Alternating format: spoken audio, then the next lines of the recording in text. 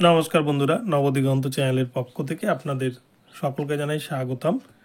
তো বন্ধুরা, এই মুহূর্তে আমি আপনাদেরকে একটি বিশেষ গুরুত্বপূর্ণ আপডেট শেয়ার করতে চলেছি। আজকে কলকাতা হাইকোর্টে বিশেষ গুরুত্বপূর্ণ কয়েকটি মামলার শুনানি রয়েছে।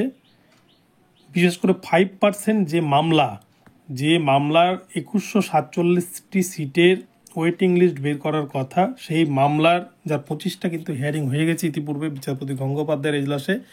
সেই হাই ভোল্টেজ 5% মামলায় আজকে বড় রায় আসতে চলেছে কলকাতা হাইকোর্টের পক্ষ থেকে। তবে তার আগে আপনাদের সকলকে আমি, আমার যারা সুধী দর্শকবৃন্দ রয়েছেন, আপনাদেরকে গুড মর্নিং জানিয়ে আজকের এই ভিডিওটি শুরু করতে চলেছি।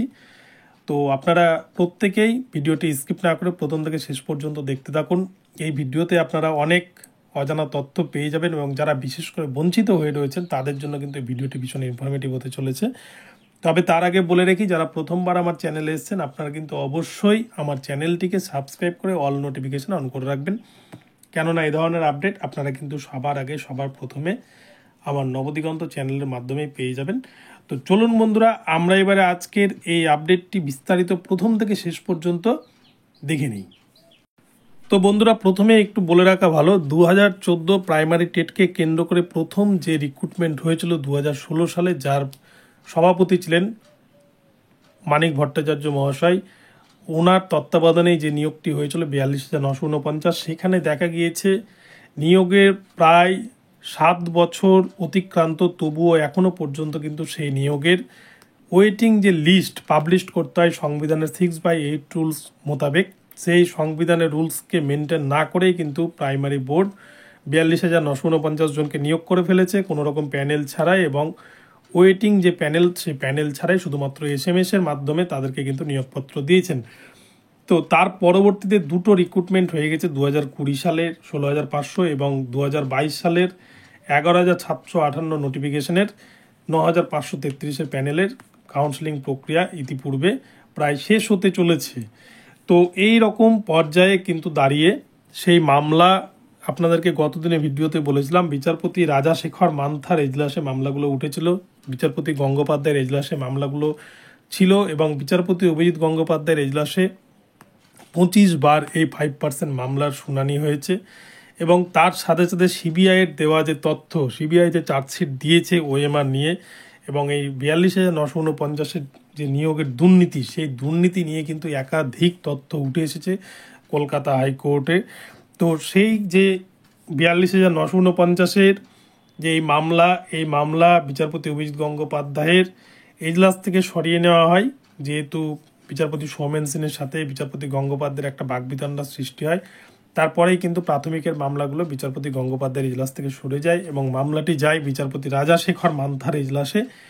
এবং বিচারপতি রাজাশেখর মান্থা এই 5%-এর যে মূল মামলা, সেই মামলাটিকে কিন্তু এর আগের দিন শুনতে চাননি, যেহেতু পিটিশনারদের আইনজীবী দিব্যেন্দু চ্যাটার্জি মহাশয় উনি বলেছিলেন যে যেহেতু এই মামলাটি 25 বার হিয়ারিং হয়ে গেছে অলরেডি বিচারপতি অভিজিৎ গঙ্গোপাধ্যায়ের এজলাসে, তাই নতুন করে এই মামলা শুনলে আবার অনেক ডিলে হয়ে যাবে, তাই মামলাটিকে বিচারপতি রাজাশেখর মান্থা প্রধান বিচারপতি বেঞ্চে, TS শিবগানম স্যারের বেঞ্চে পাঠিয়েছেন, এবং সেই মামলাটি উনি যে বেঞ্চে পাঠাবেন সেখানেই কিন্তু ফাইনাল রায়দান হবে।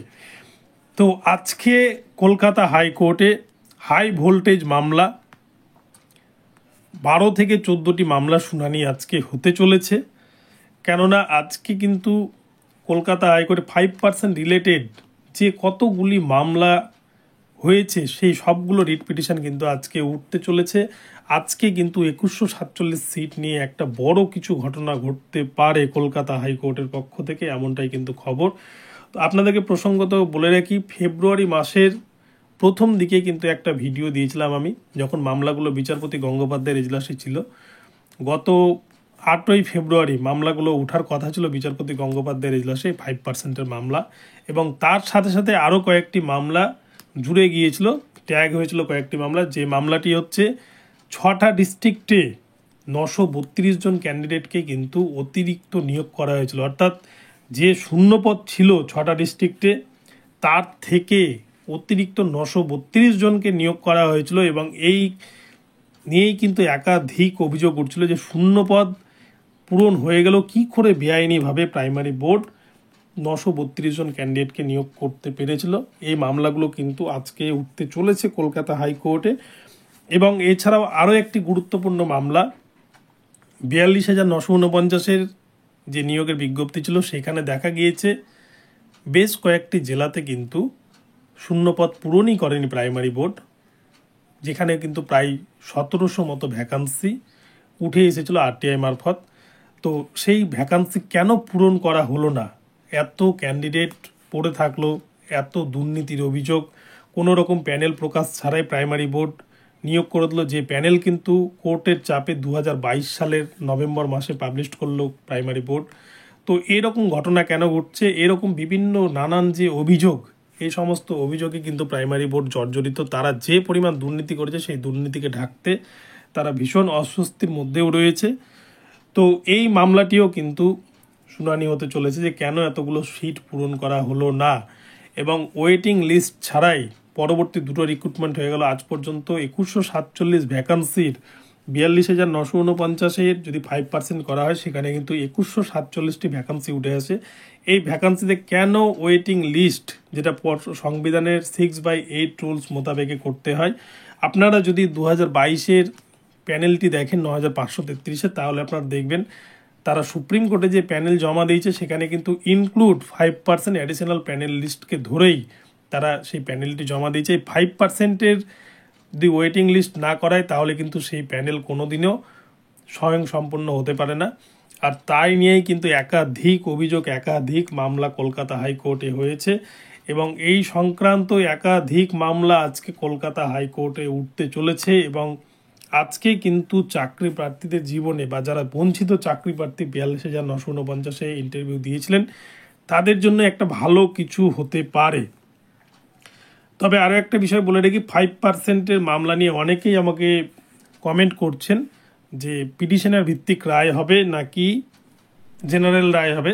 তো এই প্রসঙ্গটা বলা খুব মুশকিল, তবে আমার যেটা ব্যক্তিগত মতামত, 5%-এর ক্ষেত্রে কিন্তু জেনারেল রায় হবে, যেহেতু এটি হচ্ছে পুরো প্যানেলের ওপর মামলা, তাই এই মামলায় কিন্তু জেনারেল রায়ই হবে। আর যারা যারা মেরিটে আসবেন তাদেরকে কিন্তু এখানে ইনক্লুড করতে হবে, এটাই হচ্ছে বিষয়। তবে পিটিশনার ভিত্তিক রায় হলেও হতে পারে, না হওয়ার কিছুই নাই, সেটা বিচারাধীন বিষয়। তবে কি হবে সেটা কোর্ট বলবে, কিন্তু এটা আমার ব্যক্তিগত মতামত যে হয়তো জেনারেল রায় হতে পারে। তো বন্ধুরা, আজকে দেখা যাক আজকে কলকাতা হাইকোর্টে বিচারপতি রাজাশেখর মান্থার এজলাসে কি ঘটে। আজকে কিন্তু তার দিকে পাখির চোখের মতো তাকিয়ে থাকবে সকল বঞ্চিত চাকরি প্রার্থীরা। তো বন্ধুরা, ভিডিওটা এখানেই রইলো, আপনাদের আপডেটটি দিলাম। কেমন লাগলো আপডেটটি অবশ্যই কমেন্ট বক্সে জানাবেন, আর ভিডিওটি ভালো লাগলে চ্যানেলটিকে সাবস্ক্রাইব করে দেবেন। আর সর্বদা এই ধরনের নতুন নতুন আপডেট পেতে অবশ্যই আমার চ্যানেলটিকে ফলো করতে থাকুন। ধন্যবাদ, সকলেই ভালো থাকুন, সকলের জীবনেরই অন্ধকার কেটে যাক এই কামনা করি। এবং আজকে ভিডিওটি এখানে থাকলো, পরবর্তী আপডেট নিয়ে আবার আসছি। চ্যানেলে প্রতিনিয়ত নজর রাখতে থাকুন।